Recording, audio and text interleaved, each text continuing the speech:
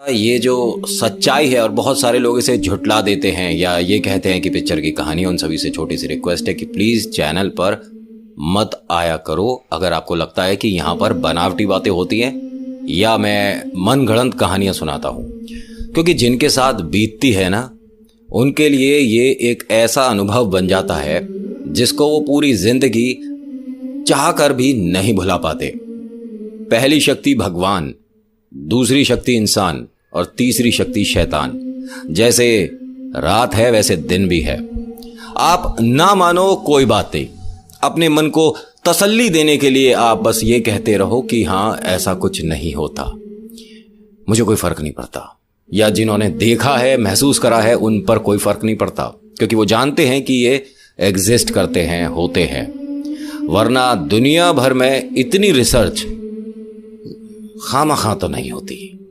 अब ये जिनकी कहानी है, इनका नाम मैं बदल रहा हूं और इनका नाम रखता हूं मैं मीनाक्षी। मीनाक्षी दिल्ली की रहने वाली हैं।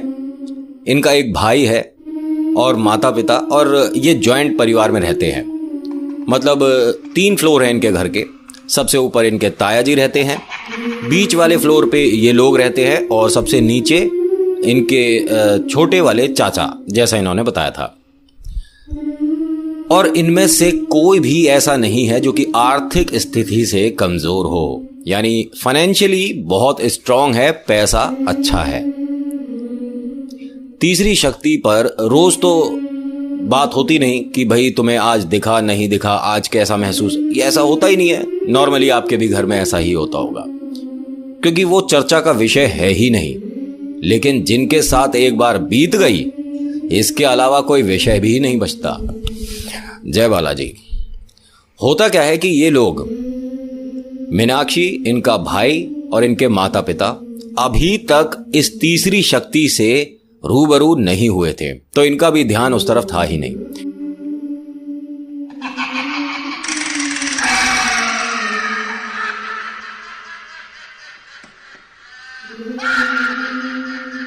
सबसे पहले उन सभी का स्वागत है जो कि चैनल पर पहली दफा आए हैं। मेरा नाम नितिन, आपका स्वागत आपके खुद के YouTube चैनल पर जिसका नाम है चाचा के फैक्ट्स। मैं यहां पर आपको किस्से, कहानियां, असली कहानियां और फैक्ट बताता हूं, ईश्वर से जुड़े चमत्कार बताता हूं।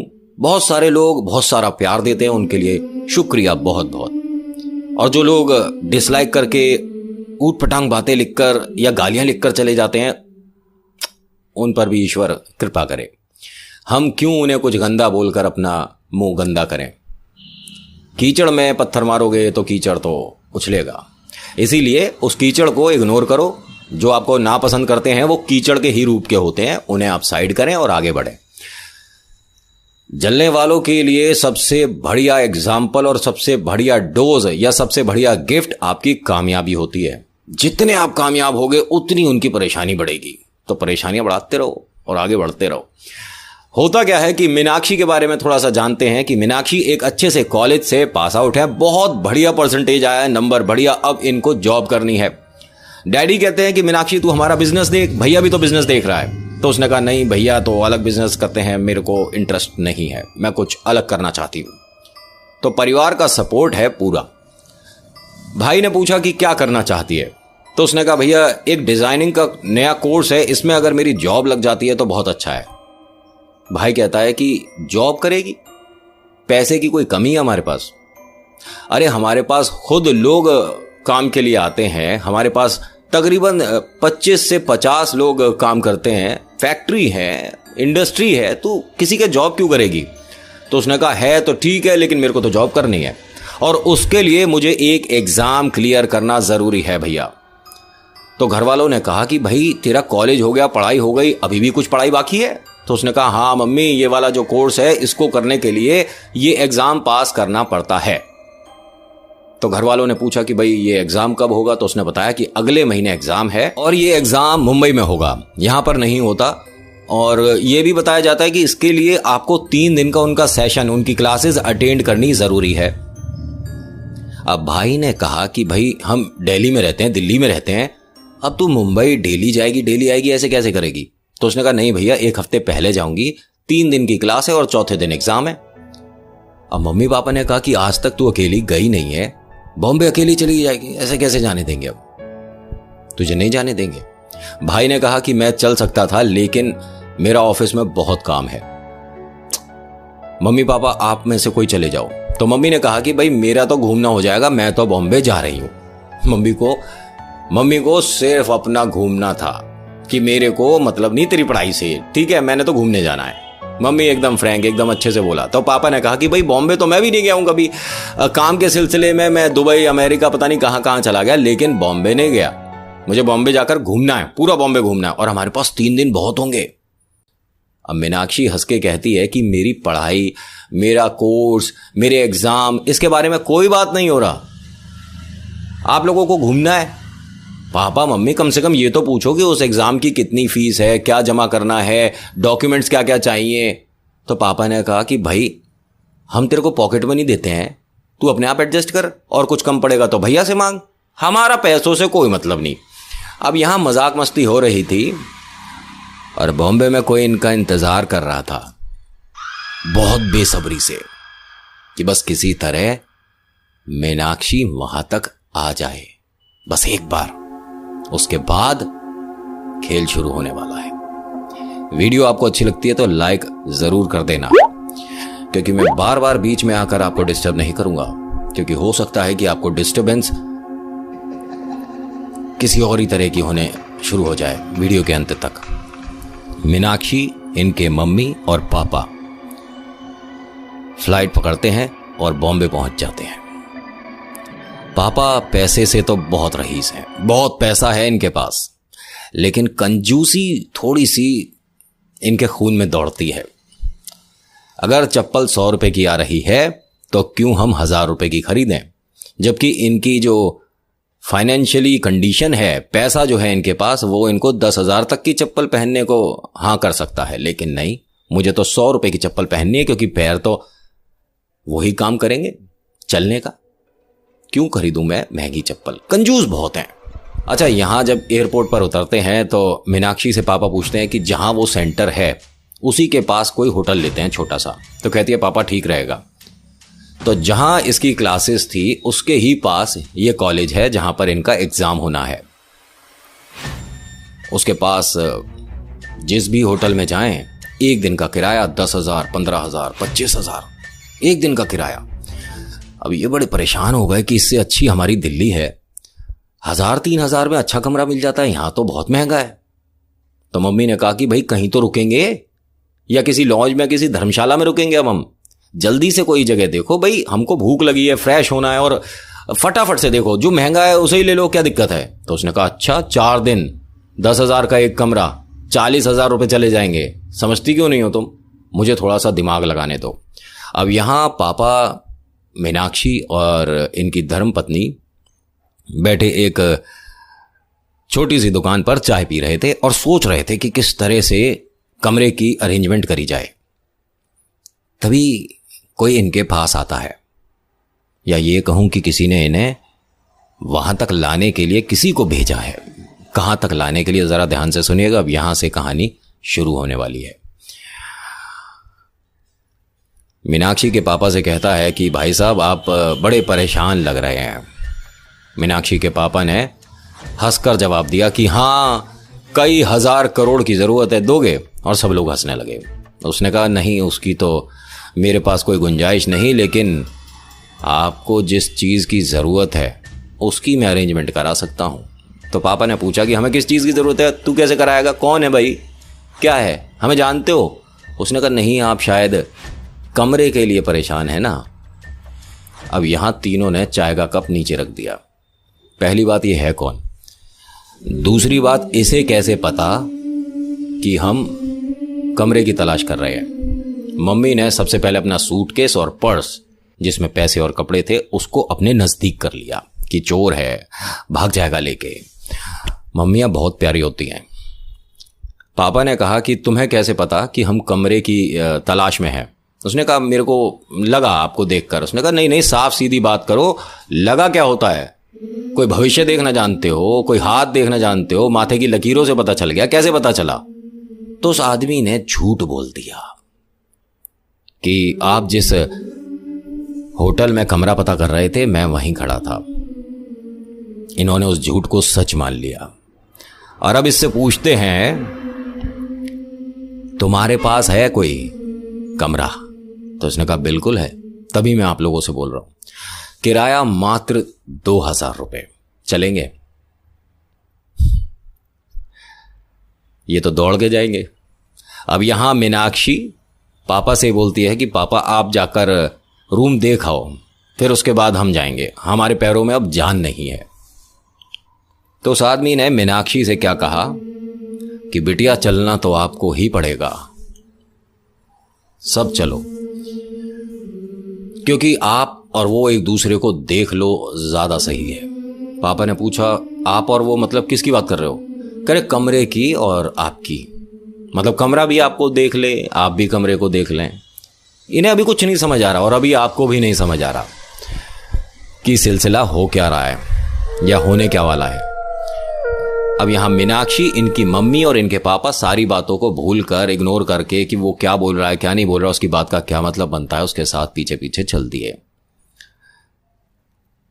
चाय वाले ने एक बार हल्का सा इशारा दिया था, लेकिन कोई समझा नहीं कि उस लॉज में मत जाओ जहां ये लेकर जा रहा है। उसने एक तरह से इशारा दिया था, लेकिन 2000 रुपये और 10,000 रुपये के बीच में बहुत फर्क है। उसके पापा को वो 2000 का कमरा बिना देखे पसंद आ चुका था। जिस होटल में ये लेकर गया, ये मानिए कि पूरा होटल खाली पड़ा था, सुनसान। लेकिन सभी कमरों को छोड़कर मीनाक्षी ने एक दरवाजे पर अपना हाथ रख दिया कि हम इस कमरे में रुकेंगे। तो उसके पापा ने कहा बेटा कमरा खोलकर तो देख लेते हैं एक बार। मीनाक्षी ने कहा नहीं तुमसे एक बार, मैं यहीं रुकूंगी। अब ये जो उसका बोलने का तरीका था, ये पूरी जिंदगी में कभी महसूस नहीं करा था माँ बाप ने। लेकिन वो सोच रहे थे कि ये हारी थकी आई है, थोड़ी परेशान है। कभी कभी बच्चे चिड़चिड़े हो जाते हैं लंबे सफ़र के बाद, तो कोई बात नहीं। यहाँ बहुत कुछ बात थी, इग्नोर कर गए माँ बाप। मीनाक्षी ने दरवाज़ा खोला और हंसने लग गई। और ये हंसी कोई आम हंसी नहीं थी, बड़ी अजीब तरीके से। मतलब मम्मी ने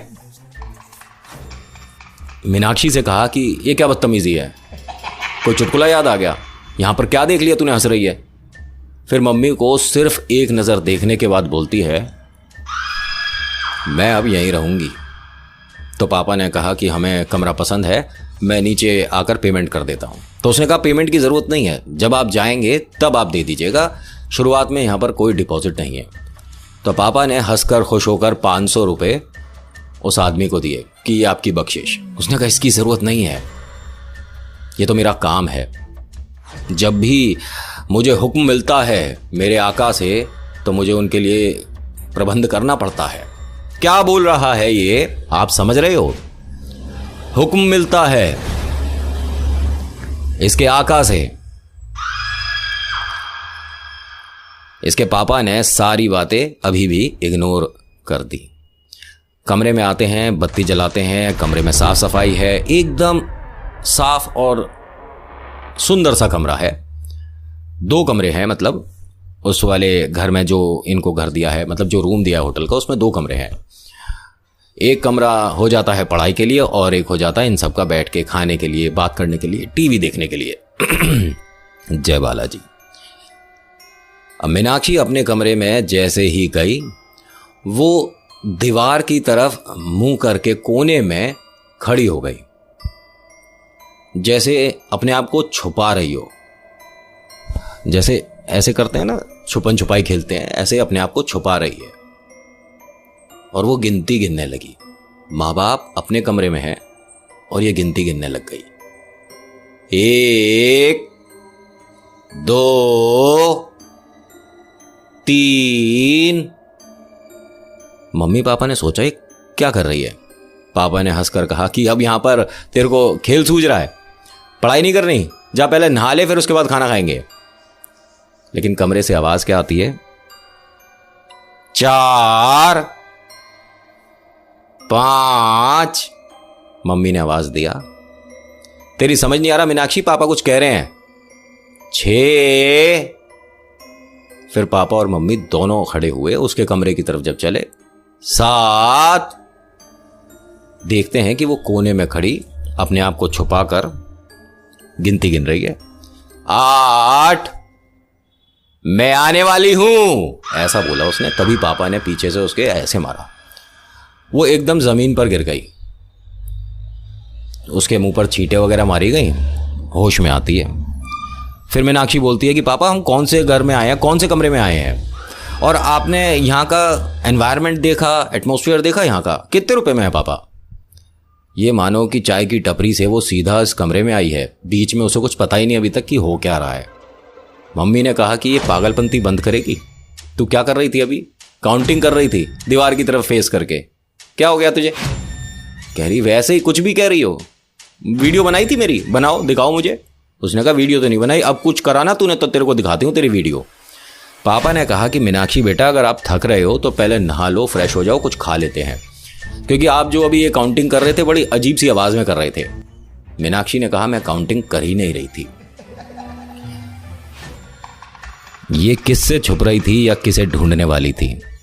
8 पे रोक दिया इसे, कम से कम 10 हो जाने देते। वीडियो कैसी लग रही है आप मुझे बताइएगा ज़रूर। और अगर आपको बनावटी पिक्चर की कैसी भी स्टोरी लगती है उल्टी सीधी, डिसलाइक करो और निकलो। ज्ञान बिल्कुल मत देना, क्योंकि वो मेरे पास बहुत है। और तीसरी शक्ति के बारे में कुछ भी उल्टा मत लिखना, क्योंकि उनके पास आपके पास आने के साधन बहुत हैं। दोबारा बता रहा हूं, आप तक आने के लिए तीसरी शक्ति को कोई बहुत मेहनत नहीं करनी पड़ेगी, चुटकियों का काम है उसके लिए। ऐसी कोई जगह नहीं जहां ये नहीं होते। मेरे आसपास भी होंगे और आपके भी आसपास होंगे। क्या पता इस समय आपके साथ बैठ के मेरी वीडियो देख रहे हो। मेरा उद्देश्य डराना नहीं, सिर्फ आपको समझाना है कि ये सब होता है। अब यहां अगले दिन की क्लास है उसकी, मीनाक्षी की। सुबह फ्रेश होते हैं, तैयार होते हैं और अपने मम्मी पापा से बोलती है कि मैं जा रही हूं अपना क्लास करने, 3 दिन की क्लास है, सेशन छोड़ नहीं सकते और मैं शाम को आऊंगी। मम्मी पापा ने कहा कि ठीक है, और अगर उससे पहले तू आ जाती है तो बाहर घूम लियो, क्योंकि हम भी जा रहे हैं घूमने, बॉम्बे देखने। जो कल हुआ था ये सब भूल गए तीनों, जो कि इन्हें नहीं भूलना चाहिए था, मुझे ऐसा लगता है। ये सब लोग घूमने निकल जाते हैं। मीनाक्षी हाँ अपने पढ़ाई के लिए निकल जाती हैं। शाम तक उसकी पढ़ाई होती है और मम्मी पापा शाम से पहले ही आ जाते हैं घूम के।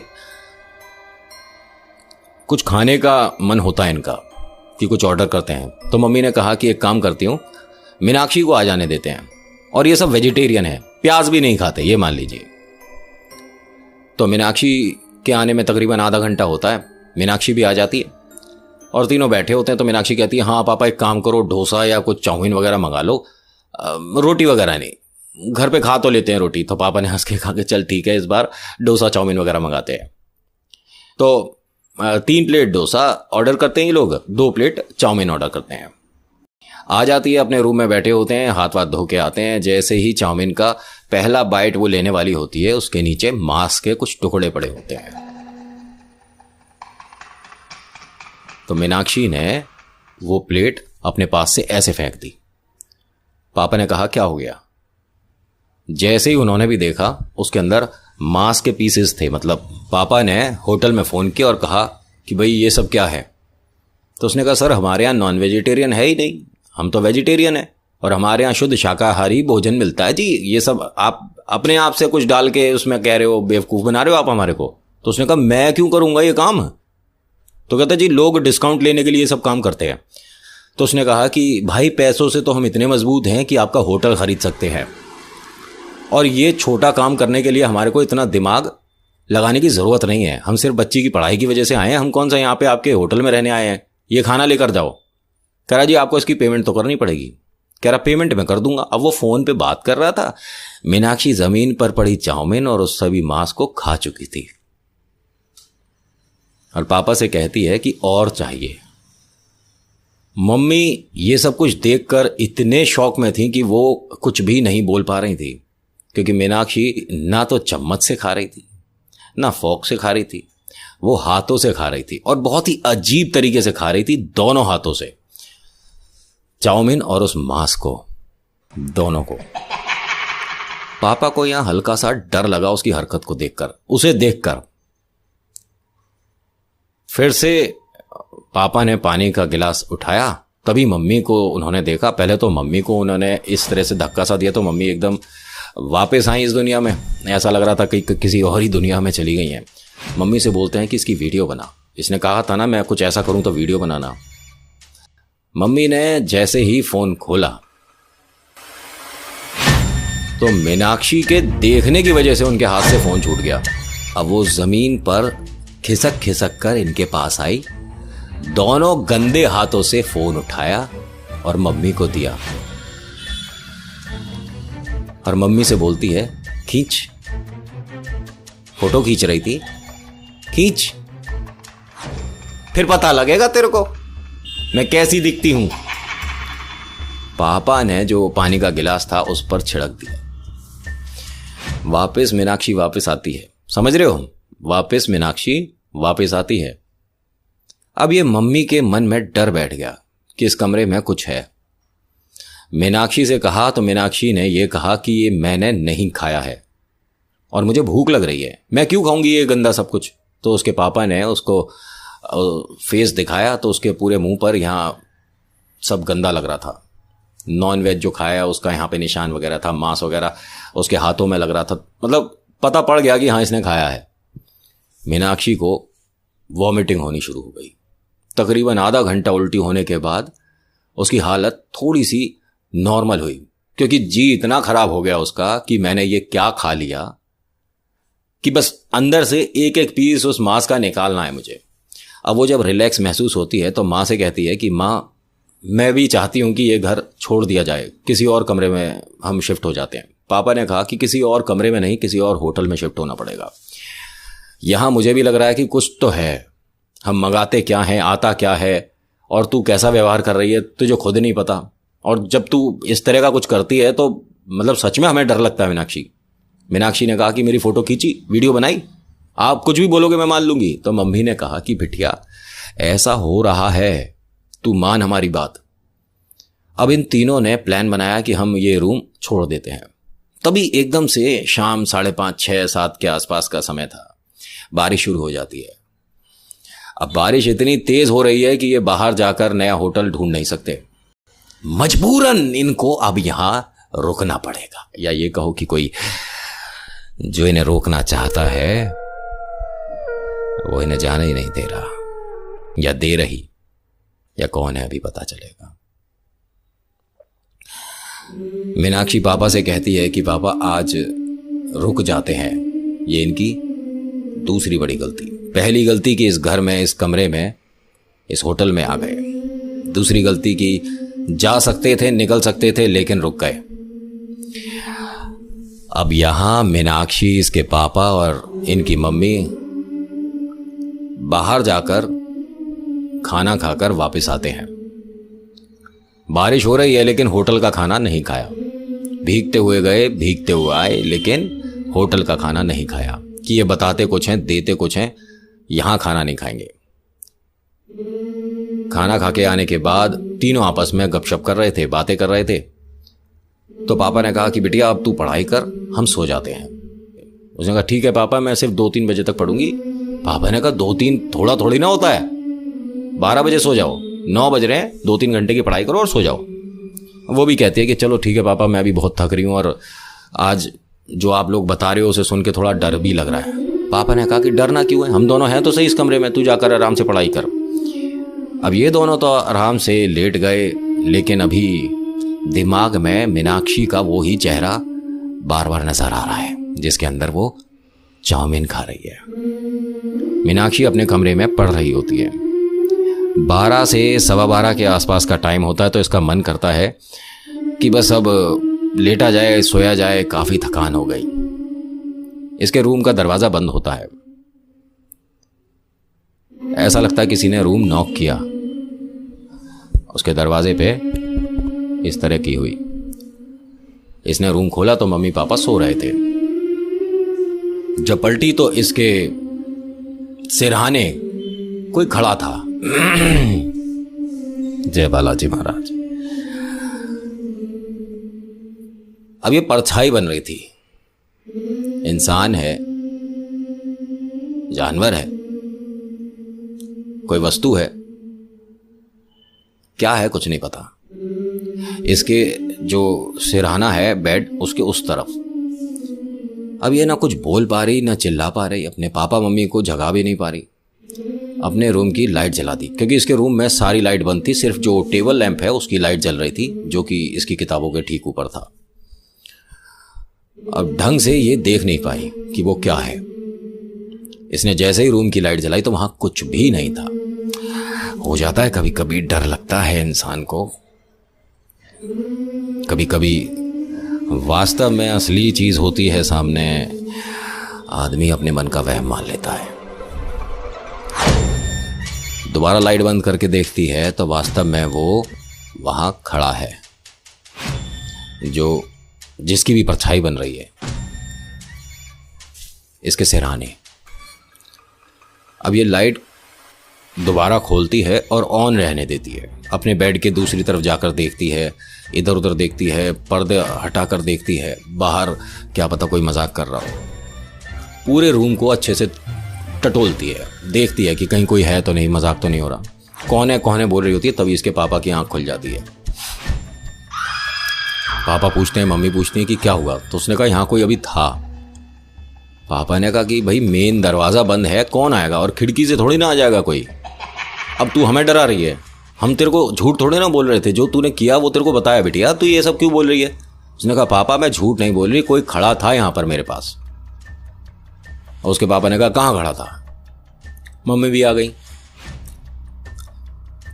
तो मीनाक्षी ने इशारा करके दिखाया कि ठीक मेरे सिरहाने खड़ा था या खड़ी थी, मुझे नहीं पता। जैसे ही लाइट बंद करके मीनाक्षी ने ट्राई करके दिखाया कि देखो ऐसा होता है, वहां वास्तव में इस बार पापा और मम्मी को भी कुछ दिखा। अब इन सब के पैरों तले जमीन निकल चुकी है और रात के तकरीबन 1:45 बज रहे हैं। रूम छोड़ना इस समय ठीक नहीं है, बाहर कैसे जाएंगे, नई जगह, नया शहर कहाँ ढूंढेंगे, और ऐसे में इस कमरे में रुकना भी तो ठीक नहीं है। लेकिन कहते हैं कि कभी कभी आदमी ज़्यादा दिलेरी दिखा देता है ऐसी जगह जहाँ पर उसको सिर झुकाकर आगे निकल जाना था। बालाजी महाराज कृपा करें। बोलो पवन पुत्र हनुमान की जय। अब ये उस कमरे को लॉक करके अपने रूम में आकर तीनों दीवान पर बैठ जाते हैं, वो जो बेड होता है ना उस पर बैठ जाते हैं। अब तीनों के मन में डर है और तीनों ये चीज़ महसूस कर चुके हैं कि हाँ इस कमरे में कुछ है। तो पापा ने कहा कि बिटिया सुबह ही इस घर को छोड़ देंगे, तू परेशान मत हो। तो यहां बिटिया बोलती है कुछ अलग आवाज में, दरवाजा बंद करने से मैं अंदर थोड़ी ना रह जाऊंगी, मैं तो बाहर आ गई, अब तो तुम मुझे कहीं भी ले जाओ, मैं साथ चलूंगी। मम्मी को समझ नहीं आया कि इसने ये क्यों बोला है, और मीनाक्षी की आंखें थोड़ी सी ऊपर चढ़ने लगी। पापा ने जब उसको ऐसे देखा तो वो डर गए। इस बार उनकी हिम्मत नहीं हो रही कि पानी का गिलास लाकर उसके मुंह पर छिड़क दें। मम्मी ने ये होते हुए देखा और जैसे ही उन्हें लगा कि हाँ ये वो हो सकता है जो मैं सोच रही हूं, मम्मी ने तुरंत ही बालाजी महाराज का नाम लेना शुरू कर दिया। बजरंग बली की जय हो, बजरंग बली की जय हो, बजरंग बली हमारी रक्षा करें। तो वो हंसने लगी मीनाक्षी और हंस के बोलती है ले जा फिर इसे, और बस इतना बोल के वो बेहोश हो गई।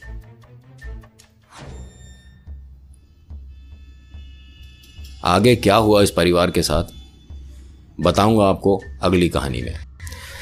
और प्लीज इसे झूठ मत समझिएगा, कहानी मत समझिएगा। जिनके साथ ये हुआ है उन्होंने मुझे मेल भी किया है, फ़ोन पे भी बताया, और उनका नाम नहीं बताना, बस उन्होंने ये बताया। बाकी एक एक चीज़ जो उनके साथ हुई है महसूस करी है वो बता रहा हूँ।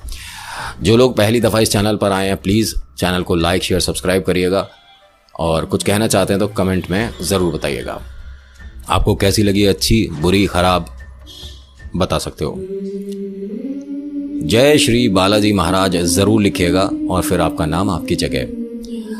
तीसरी शक्ति होती है नहीं होती, मुझसे आप प्रूफ मांगो, मैं नहीं देने वाला, ना मेरे पास इतना वक्त है आप लोगों को ये चीज़ें बताने के लिए, क्योंकि बहुत सारे लोग उस क्लिप के लिए भी मुझे मेल कर रहे हैं, मैसेज कर रहे हैं कि आप हमें सीसीटीवी फुटेज दिखाओ। तो जब परमिशन ही नहीं है ना तो हम नहीं दिखाएंगे, बात ही खत्म हो गई। आपके बार बार कहने से या आपके कुछ गंदा बोलने से मैं उस क्लिप को नहीं दिखाने वाला, समझ रहे हो।